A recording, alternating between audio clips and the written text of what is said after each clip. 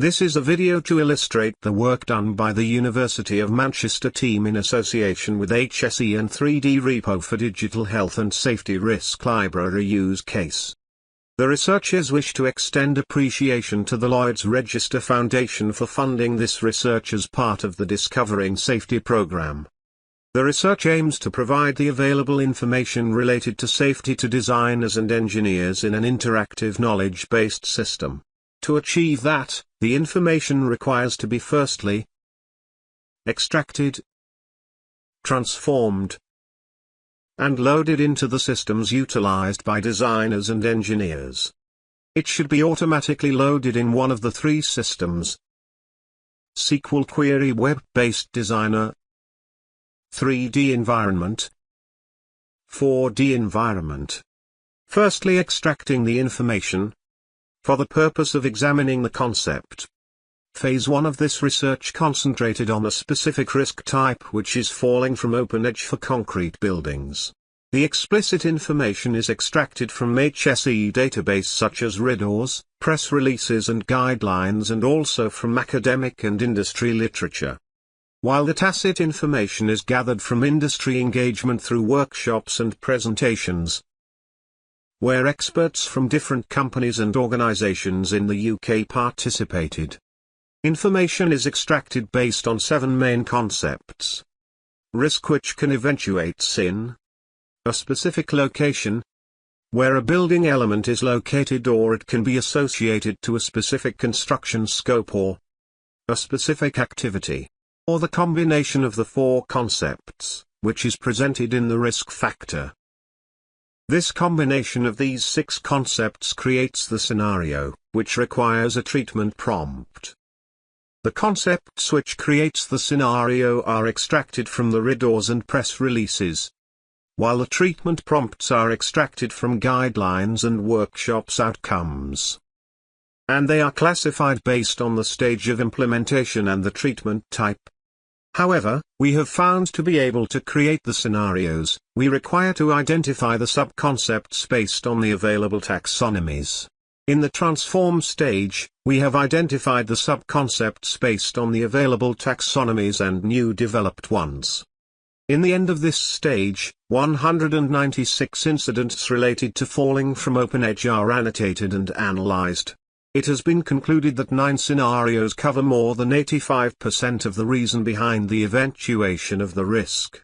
162 treatment prompts were identified for these 9 scenarios and represented in a CSV file. The last part is to load the developed CSV file, so the designers and engineers can query the appropriate treatment prompts based on their scenario.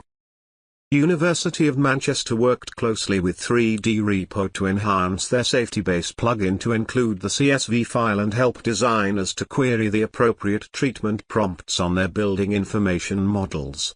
Here is a quick demonstration of the new developed SafetiBase in 3D Repo. Firstly, the user logs in using their own username and password. In the team space settings, they can upload the CSV file where the treatment prompts and associated scenarios are stored.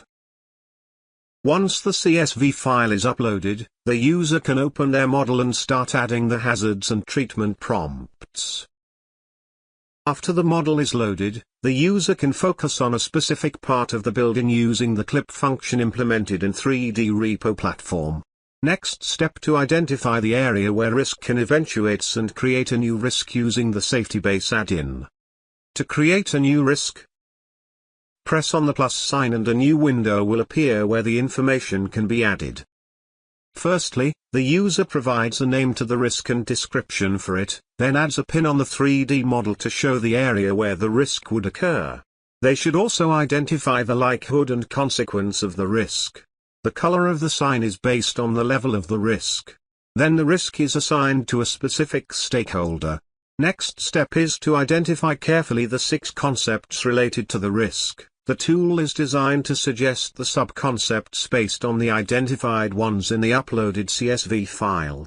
Also, designers have the option to take a screenshot of the model where they can add markups for better communication. Once the concepts are identified, designers can go to the Treatment tab and press Suggest. Based on the selected concepts in the Risk tab, the related treatment prompts will appear in a new window. Designers can filter the suggested treatments based on the stage of implementation of the treatment and also based on the treatment type. Then they can select the appropriate treatment prompt for the identified scenario. The user can add more details for the treatment, including hyperlink, paragraph from standards, or even just a text with more details. Also, they can select the status of the treatment, likelihood, consequence, and any residual risk. Also, there is another tab to add an attachment to the identified risk. Finally, we should press the Save button to save the risk to our project. Here is another quick review to create a new risk and associate a treatment prompt to it.